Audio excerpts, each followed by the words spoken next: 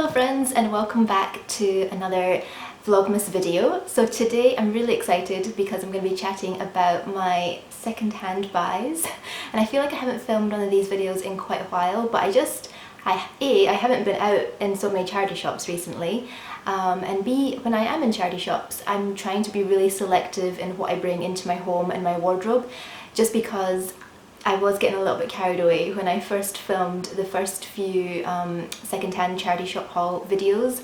I got really excited and I just wanted to share a lot of stuff with you, and then I realised that as much as I liked some of the items, they weren't sort of forever pieces and I've had to redonate them.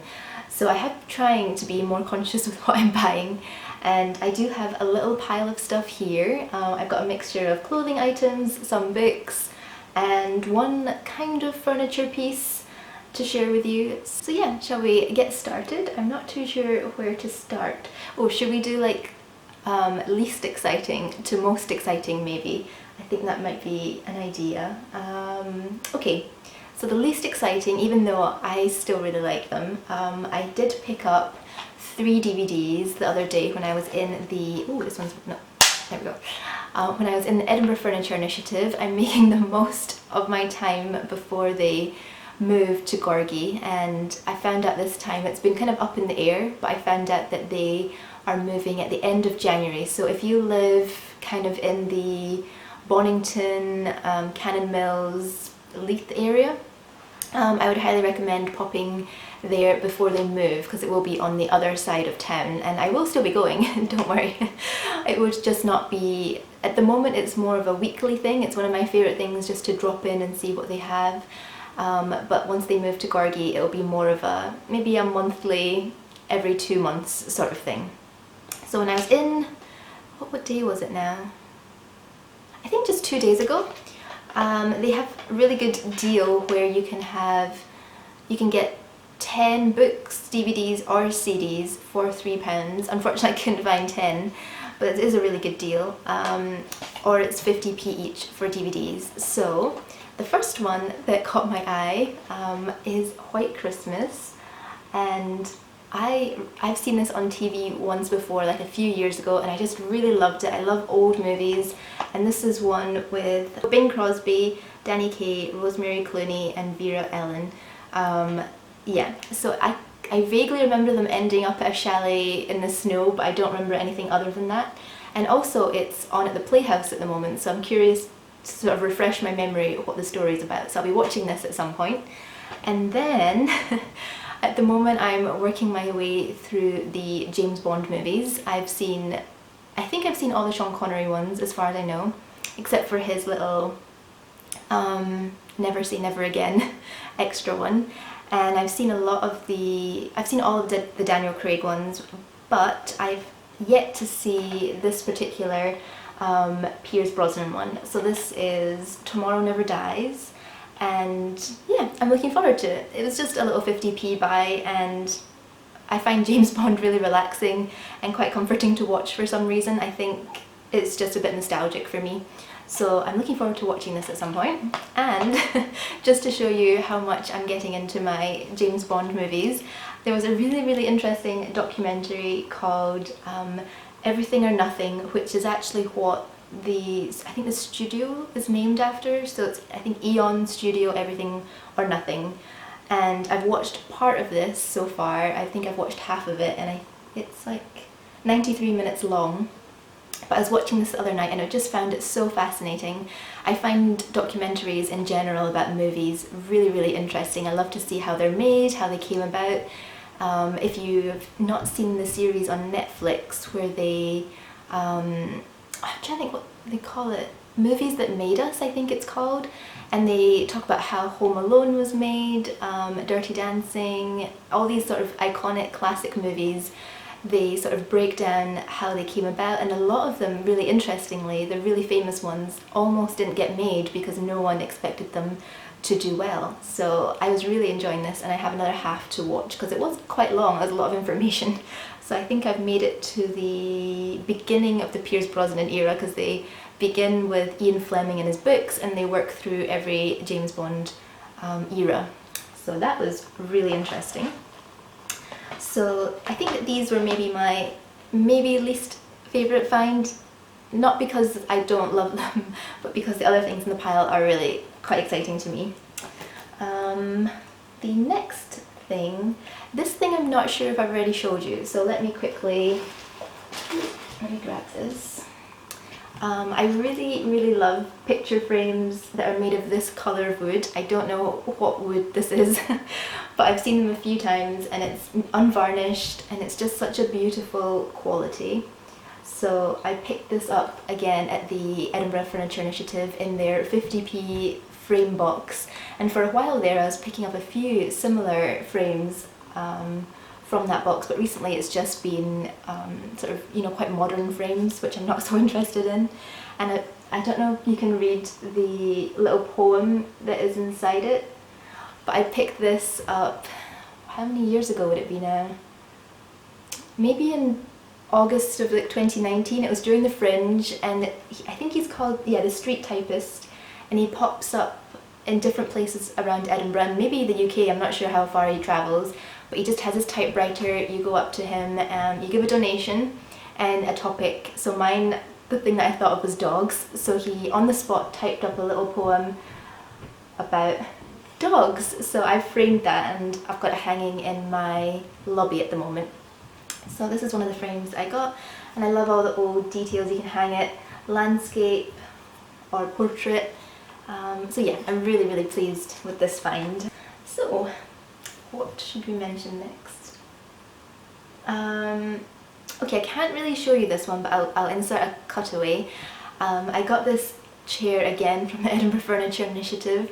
Me and my friends, when Taylor Swift released her Red Taylor's Version album, quite a few friends of mine came over to my flat and we listened to it together. We had pizza and watched the... oh no, did we watch? No, we didn't watch the All Too Well movie because it wasn't out yet. It was like released at midnight, I think.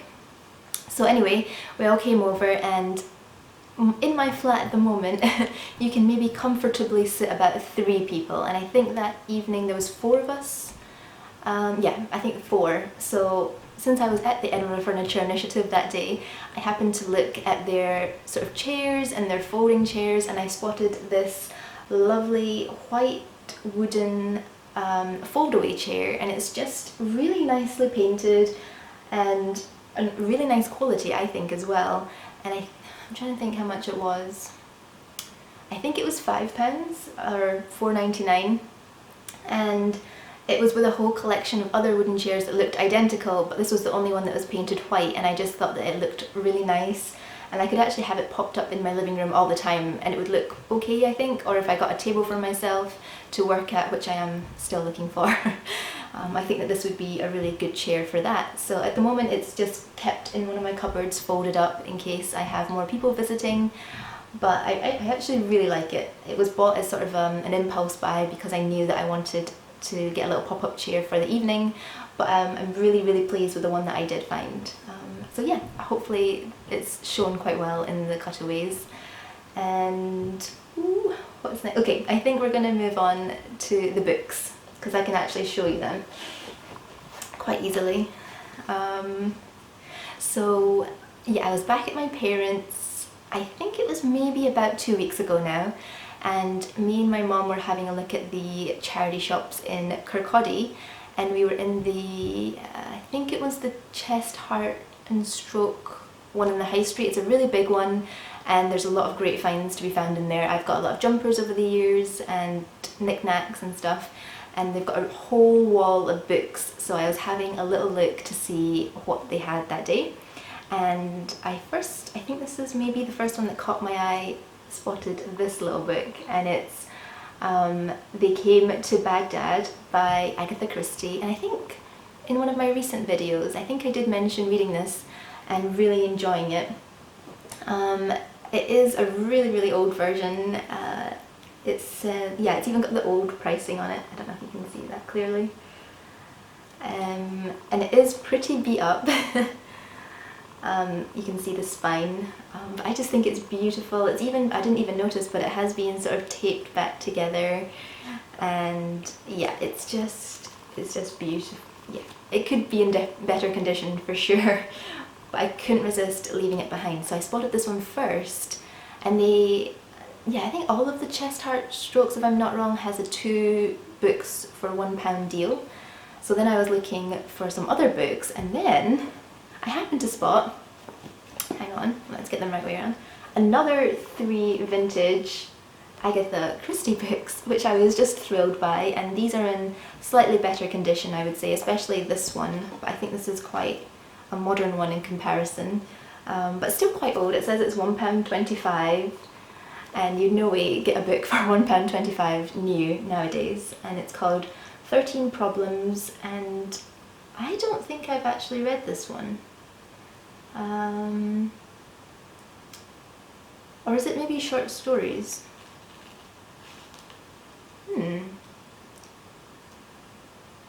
Yeah, okay, that's interesting. I didn't realise this, but they are actually short stories. So that makes sense. They're 13 short stories by and it's the Miss Marple series. So I'll need to read this actually. I think I got so excited by the vintage look of them that I completely forgot about the content, other than this one, because I actually haven't seen, I was looking to buy They Came to Baghdad because I borrowed my version from the library. So I've been looking to buy my own version of it because I really enjoyed it, and I did not expect to find it in a vintage version because I didn't even see it in a new book.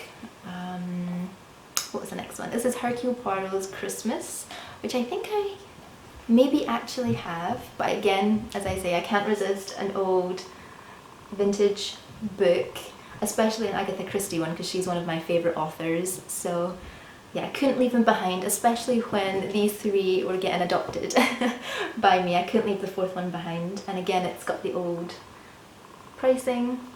Is it 2 shillings? I'm not sure. I'm really sorry. I'm not good with sort of the old pricing and how it all works. My mum remembers, obviously, but yeah, this is in fairly good condition. And the last one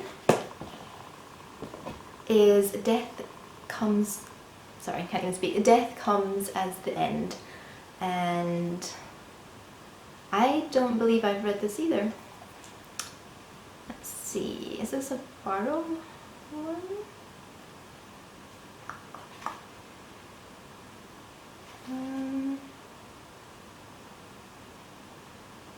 I think this might be a standalone one, which is really interesting.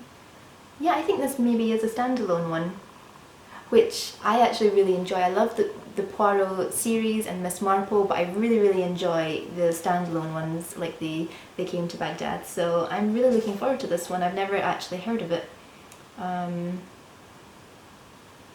Yeah, and as I said, I got too carried away with the versions and didn't even give them a proper look at, and now I'm just, yeah, now I really want to read these in the new year, so I'll be adding these to my list and being very gentle with them because they are quite old. Yeah, so these are the 4 books that I picked up. Is that all I got, I think? Oh, I did actually get something from the little library. Maybe I'll grab that to show you next as well. So yeah, these are the 4 that I picked up, and let me just be back in 1 second. Okay. So whenever I pass a little library, I cannot resist just having a little peek inside, and then if I find a book that I really want, then the next day or whenever I'm along the same way as that little library, I'll bring one to replace it, because often I don't have books with me, so that's what I tend to do. And I got the Midnight Library, which I'm sure many of you maybe have heard of because I feel like it was all over social media, and I don't know, like books to read from 2020. It was really talked about last year, and I finally gave in, and I've been listening to it as well, but I think I'm maybe about halfway through it, because at the moment, if you are interested in reading it and you have an Audible account, this is not an ad, but I've got an Audible trial at the moment, and this is one of the sort of included books, so it doesn't cost you your token. So I've been listening to it when I'm out and about and having a little read of the one I picked up as well. But yeah, I think that's all the books that there could be more, because I have been doing a lot of little library browsing recently, but I think those are the ones that come to mind. So I've just finished filming, and typically I remembered that I forgot to include this book, which I picked up I think roughly a month ago from a little charity shop along Leith Walk. I'll include the title of like the name of the shop here, because it's not one of the big names and I've forgotten it at the moment. So this is what it looks like at the front. It's Victorian and Edwardian Edinburgh from old photographs, and it's this lovely front cover too with the gold name on the side. So I thought that we would just have a little flick through it to show you, because if you do follow me on Instagram, you'll know that I love Edinburgh, and I also love old photographs and looking at what the city used to be like. Yeah, look at all this. I just thought it was fascinating. I can't quite remember how much it was, but I have a feeling the book was £2. There's Bobby. It's funny because oh wow, there's the shot, isn't it? Let me just try and oops.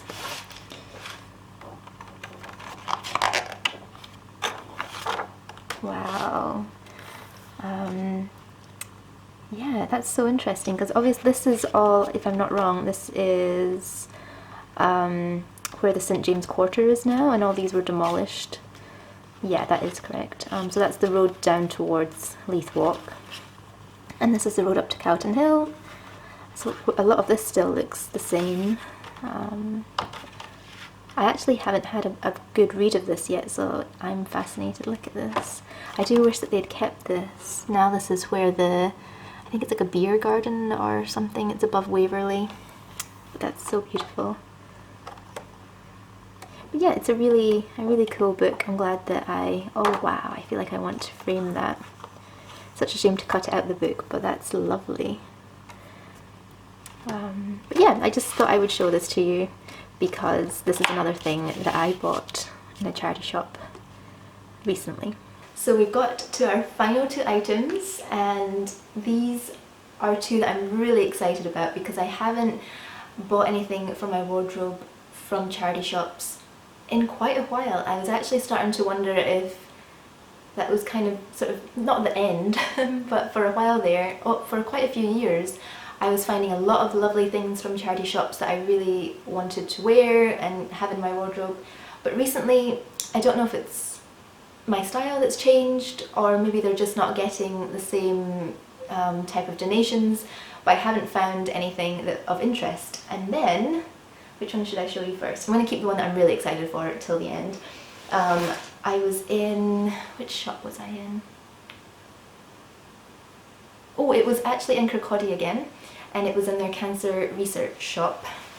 I got a pair of M&S jeans, and I think that they were new, because often when charity shops when big shops like Marks and Spencer's hand their sort of leftover products into charity shops, they tend to cut the labels out. Either that, or someone really maybe bought them but didn't really love them and handed them back in and for some reason cut the label out. But I did recognise when I saw them the Magic jean. I'd seen them in Marks and Spencer's, and I'm sure they're like £40 new. So I got them for £5, and because their changing room wasn't open, I was a little bit sceptical about getting them, just because it would be a little bit of a faff to return them if they really didn't fit. And most of the time, I think that's why I am so excited about these jeans, that like many of you, I think, I find jeans so hard to buy because, I don't know, they're either really uncomfortable, or they're too short or too baggy or too tight in different areas. It's really hard to find a really comfortable pair of jeans, in my opinion. Most of the time I just wear tights now because I can't, I'd given up on jeans for a while. And then this little pair came into my life, and I'd actually been looking for a pair of dark wash jeans for quite a while as well. So these are, as I mentioned, they're Magic jeans in an 8 regular, but they are very, very long.